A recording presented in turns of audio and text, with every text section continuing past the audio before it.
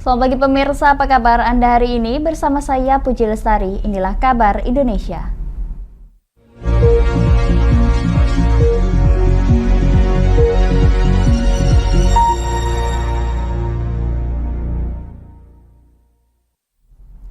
Pemirsa, 2 orang tersangka diamankan oleh Dires Narkoba Papua karena menjadi pelaku penyelundupan narkoba jenis sabu yang disimpan di dalam paket berbentuk buku. Sabu seberat 95 gram atau senilai 237 juta rupiah tersebut yang dikirim dari Malaysia diamankan bersamaan dengan penangkapan pelaku saat mengambil paket di tempat jasa pengiriman barang. Pelaku diduga merupakan bagian dari jaringan peredaran narkoba internasional.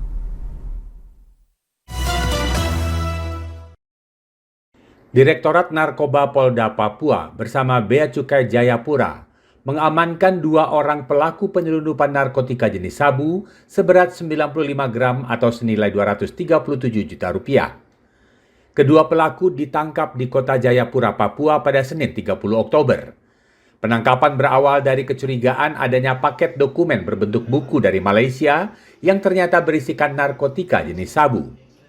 Direktur Reserse Narkoba Polda Papua, Kombes Alfian, usai keterangan pers di Jayapura pada Selasa 31 Oktober mengatakan, upaya penangkapan dilakukan saat pelaku mengambil paket tersebut di salah satu tempat jasa pengiriman barang. Setelah dilakukan pemeriksaan, kedua pelaku diduga merupakan jaringan internasional dan akan mengedarkan barang haram di bumi Cendrawasih, Papua. Mereka sampai di Batam, nanti yang dari Batam langsung ke Malaysia. Nanti kita mencari informasi dengan yang di Batam, AMSA yang di Batam. Dan kita berdasarkan informasi dari yang bersangkutan, tersangka baru sekali ini. Yang pertama dikirim yaitu hanya berbentuk buku, ya, untuk uji coba apakah barang itu lewat atau tidak. Ya, ini. Jadi yang kedua baru barang, yang kedua. Nanti kalau yang kedua berhasil, mungkin ditingkatkan barangnya tersebut. Kita sama-sama menjaga Indonesia bebas dari narkoba, khususnya Papua. Jadi memang ini sudah biasa. Jadi bukan modus yang baru dan bukan merupakan modus yang canggih kalau menurut saya. Memang awalnya mereka tes jalur dulu, dan kalau tidak ada kendala, ternyata barangnya ketangkap juga. Salah satu dari 2 tersangka yang berinisial A merupakan pelaku DPO atau tercatat dalam daftar pencarian orang terkait kasus narkoba yang pernah melarikan diri dari lapas kelas 2B Serwi, Kepulauan Yapen. Kedua tersangka kini terancam hukuman 20 tahun penjara. Pemirsa, Menteri Koordinator Bidang Perekonomian Erlangga Hartarto mengatakan program Performa Agraria meningkatkan pendapatan per kapita sebesar 20% pada tahun 2022. Untuk mengakselerasi kinerja program tersebut, pemerintah menyelenggarakan Rapat Kerja Nasional Performa Agraria.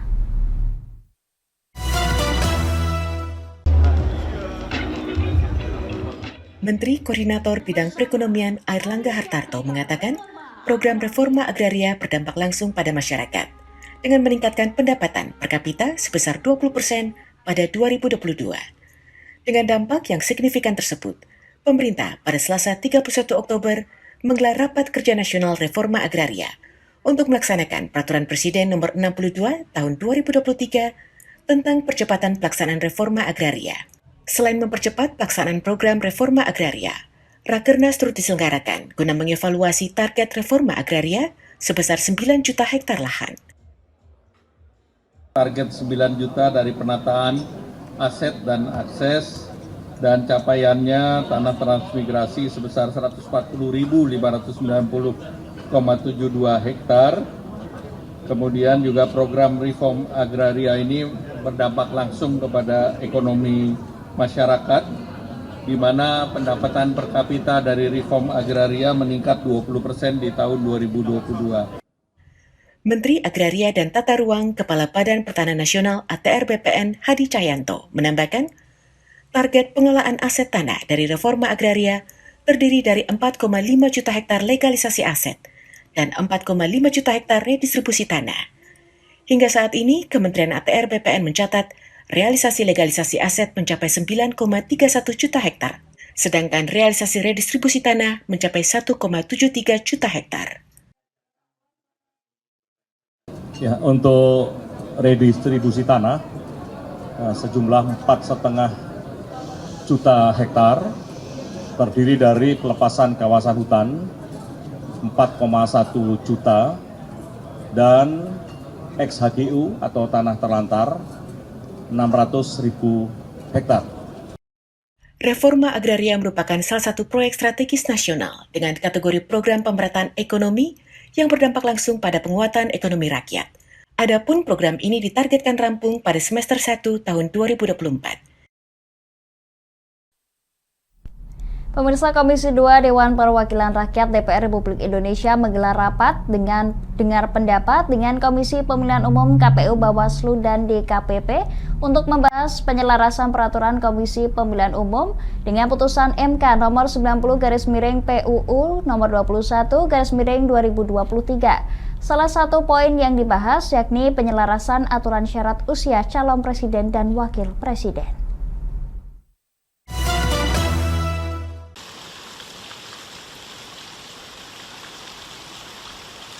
Komisi 2 DPR RI menggelar rapat dengar pendapat RDP bersama KPU, Bawaslu, dan Dewan Kehormatan Penyelenggara Pemilu atau DKPP. Rapat dengar pendapat ini membahas perubahan peraturan Komisi Pemilihan Umum (PKPU) serta peraturan lain terkait batas usia capres dan cawapres sesuai dengan putusan MK nomor 90/PUU 21/2023. Di hadapan Komisi 2, KPU menjelaskan soal penyesuaian PKPU terkait syarat usia capres dan cawapres menjadi paling rendah 40 tahun atau pernah atau sedang menduduki jabatan sebagai kepala daerah. Menanggapi hal itu, Kementerian Dalam Negeri selaku perwakilan eksekutif menyetujui perubahan tersebut. Berusia paling rendah 40 tahun atau pernah sedang menduduki jabatan yang sedang dipilih melalui pemilihan umum termasuk pemilihan kepala daerah. Terkait dengan hal ini, pemerintah menyetujui terkait dengan rancangan PKPU dimaksud. Sebelumnya, KPU telah menerbitkan PKPU nomor 19 tahun 2023 tentang pencalonan peserta pemilu presiden dan wakil presiden. Pemirsa, kami akan jeda sejenak, tetap bersama kami di Kabar Indonesia.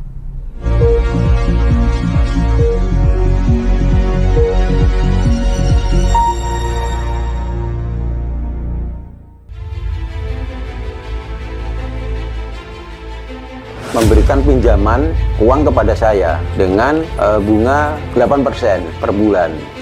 Membedah opini narasumber, menggali lebih dalam untuk mendapatkan perspektif baru yang lebih faktual. Masalahnya, nota perbaikan kapal itu semua ada di saya. Kenapa Tomo bisa menunjukkan? Demi mendapatkan informasi yang solutif dan terpercaya dalam Bedah Opini. Setiap Rabu jam 11 siang hanya di Lingkar TV.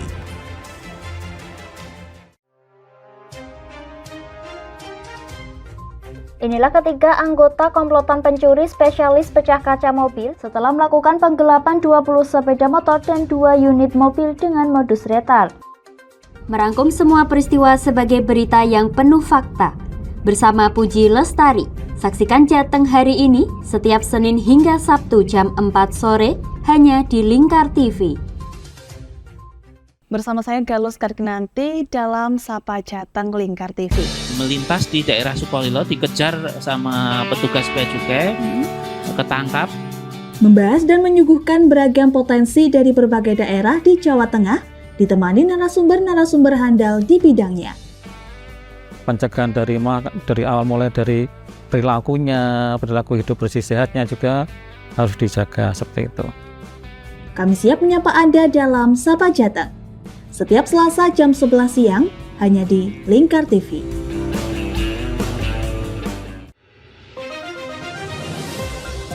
Modus kedua pelaku ini berpura-pura kehabisan bahan bakar kendaraan. Setelah pelaku dibantu, mereka kemudian melakukan kekerasan dan mengambil paksa sepeda motor korban. Saat tiba di lapangan terbang Okbab, rombongan langsung dihadang 5 orang yang mengaku sebagai anggota KKB. Yakni melakukan bujuk rayu kepada korban yang merupakan santriwati pada momen kegiatan belajar mengajar khusus. menyajikan informasi-informasi hangat dan terpercaya bersama Kabar Indonesia setiap Senin hingga Sabtu jam 7 pagi hanya di Lingkar TV.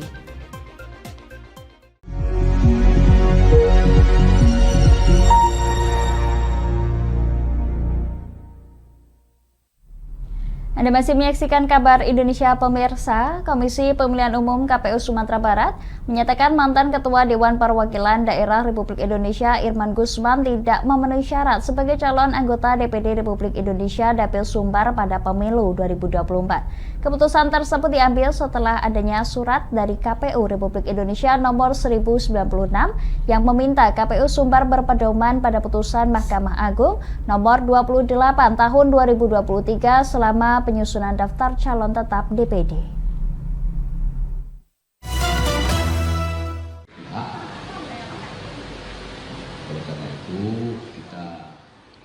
Mantan Ketua Dewan Perwakilan Daerah DPD RI Irman Gusman dinyatakan Komisi Pemilihan Umum KPU Sumatera Barat tidak memenuhi syarat TMS sebagai calon anggota DPD untuk daerah pemilihan Sumatera Barat pada pemilu 2024. Komisioner KPU Sumbar Jones Manedi di Padang Selasa 31 Oktober menjelaskan, keputusan itu diambil setelah adanya surat dari KPU RI nomor 1096 yang meminta KPU Sumbar berpedoman pada putusan Mahkamah Agung nomor 28 tahun 2023 selama penyusunan daftar calon tetap DCT DPD.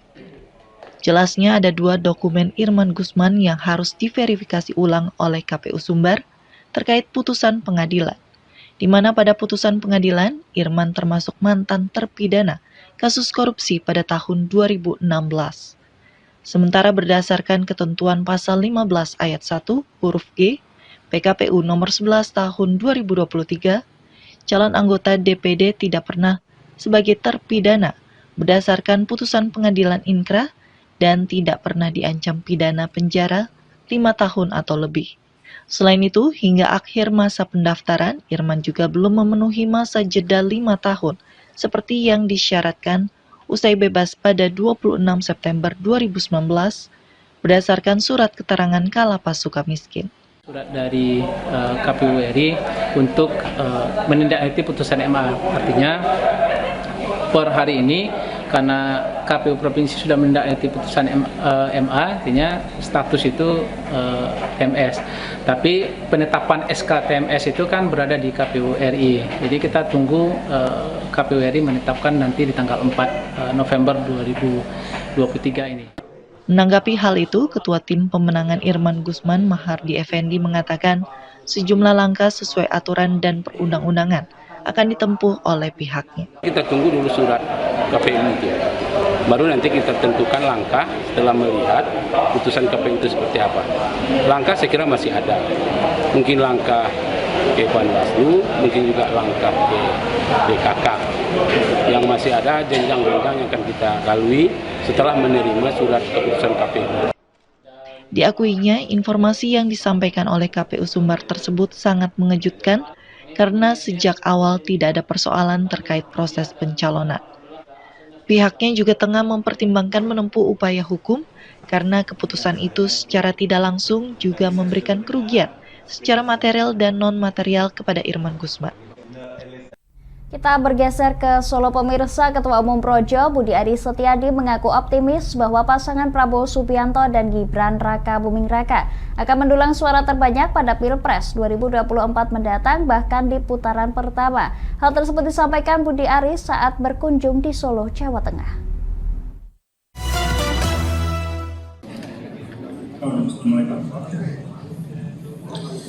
Ketua Umum Projo Budi Aris Setiadi yakin pasangan Prabowo Subianto Gibran Raka Buming Raka akan menang satu putaran dalam pemilihan presiden 2024 nanti. Meskipun Jateng disebut sebagai kandang banteng, namun Ketum Projo tersebut tetap optimistis. Hal ini disampaikannya saat berkunjung ke kota Solo, Jawa Tengah pada Selasa 31 Oktober. Menurutnya, para relawan Projo nantinya tidak hanya berfokus ke wilayah Jateng saja, melainkan ke semua daerah di Indonesia. Jelasnya sampai saat ini, Semua relawan juga sudah diterjunkan untuk memenangkan pasangan Prabowo Gibran yang diusung Koalisi Indonesia Maju. Pokoknya satu putaran, doakan bersama rakyat.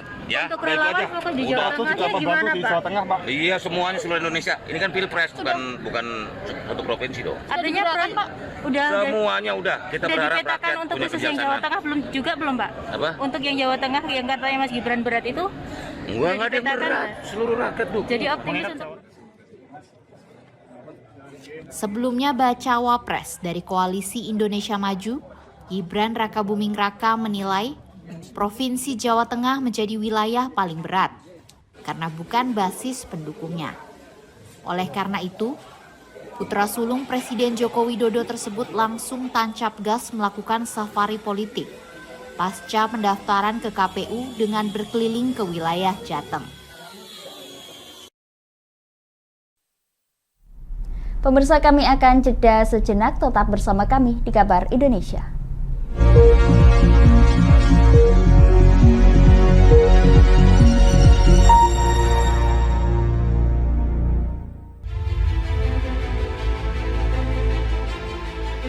Memberikan pinjaman uang kepada saya dengan bunga 8% per bulan.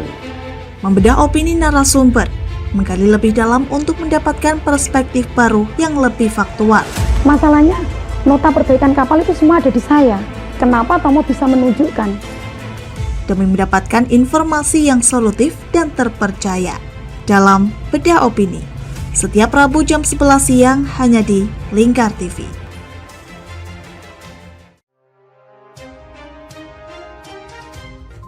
Inilah ketiga anggota komplotan pencuri spesialis pecah kaca mobil setelah melakukan penggelapan 20 sepeda motor dan 2 unit mobil dengan modus retard. Merangkum semua peristiwa sebagai berita yang penuh fakta. Bersama Puji Lestari, saksikan Jateng hari ini setiap Senin hingga Sabtu jam 4 sore hanya di Lingkar TV. Bersama saya Galus Karginanti dalam Sapa Jateng Lingkar TV. Melintas di daerah Sukolilo dikejar sama petugas bea cukai, ketangkap. Membahas dan menyuguhkan beragam potensi dari berbagai daerah di Jawa Tengah, ditemani narasumber-narasumber handal di bidangnya. Pencegahan dari awal mulai dari perilakunya, perilaku hidup bersih sehatnya juga harus dijaga seperti itu. Kami siap menyapa Anda dalam Sapa Jateng. Setiap Selasa jam 11 siang hanya di Lingkar TV.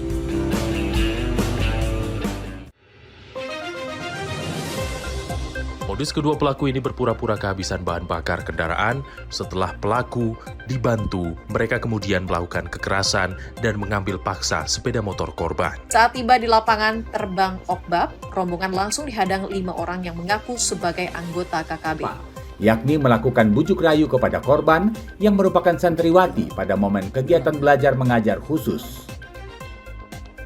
Menyajikan informasi-informasi hangat dan terpercaya bersama Kabar Indonesia setiap Senin hingga Sabtu jam 7 pagi hanya di Lingkar TV.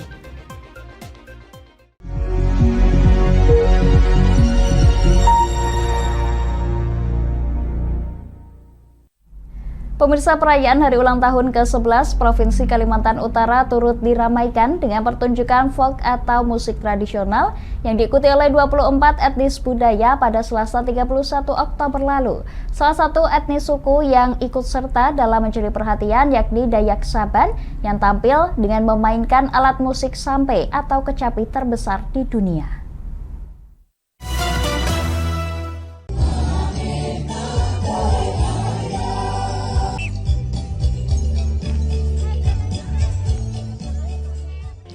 Dalam rangka memperingati Hari Ulang Tahun ke-11 Provinsi Kalimantan Utara, sebanyak 24 etnis suku dan budaya yang ada di Kaltara menggelar pertunjukan folk atau musik tradisional di Tanjung Selor Selasa 31 Oktober. Pada setiap pertunjukan yang disajikan, baik dalam bentuk drama musikal hingga tarian, memiliki makna tersendiri bagi setiap etnis Dayak yang ada di Kaltara. Kepala Dinas Pariwisata Kalimantan Utara, Jau Anau, saat dijumpai dalam kesempatan tersebut mengatakan pihaknya mendorong agar peserta maupun penonton pertunjukan folk dapat semakin meningkat di tahun mendatang guna mempertahankan tradisi budaya daerah. 24 etnis yang ada di Provinsi Kalimantan Utara dalam rangka HUT Kaltara, dan ini mereka kita mendorong supaya timbul semangat mereka dalam memotivasi anak-anak yang belakang ini untuk tahu tentang budaya-budaya mereka. Salah satu perwakilan etnis Dayak yang turut hadir, yakni Dayak Saben, menampilkan alat musik sampe atau kecapi, yang merupakan alat musik khas suku Dayak. Tak tanggung-tanggung, alat musik yang dibawakan merupakan kecapi terbesar yang ada di dunia, dengan berat mencapai 100 kg. Kita juga membawa sampai terbesar. Ini rekor muri yang kita buat di Irau, Kabupaten Mainau yang baru ya kita bersyukur bahwa kecapi ini kecapi terbesar sedunia, kata muri dari. Melalui pertunjukan folk ini, Dinas Pariwisata Kaltara pun berharap dapat menjadi ajang memperkenalkan budaya asli Kaltara kepada wisatawan domestik maupun mancanegara. Pemirsa, pemerintah Kota Semarang, Jawa Tengah resmikan revitalisasi Menara Syah Bandar Sleko setelah 10 bulan menjalani proses revitalisasi. Upaya penghidupan kembali Menara Syah Bandar ini diharapkan mampu menjadi ikon baru dan daya tarik wisata di Kota Semarang.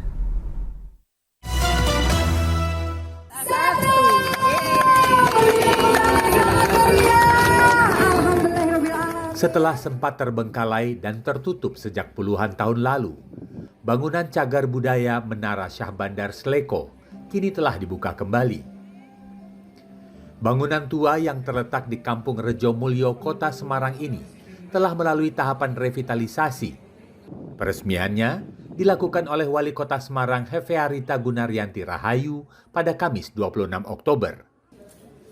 Revitalisasi Menara Syah Bandar Sleko yang berdekatan dengan kawasan Kota Lama Semarang diawali pada bulan Desember 2022 dan selesai dalam kurun waktu 10 bulan, yaitu pada Oktober 2023. Wali Kota Semarang Hefearita Gunaryanti Rahayu berharap Menara Syah Bandar Sleko ini menjadi ikon baru Kota Semarang yang mampu menjadi daya tarik wisata melengkapi kecantikan kawasan Kota Lama.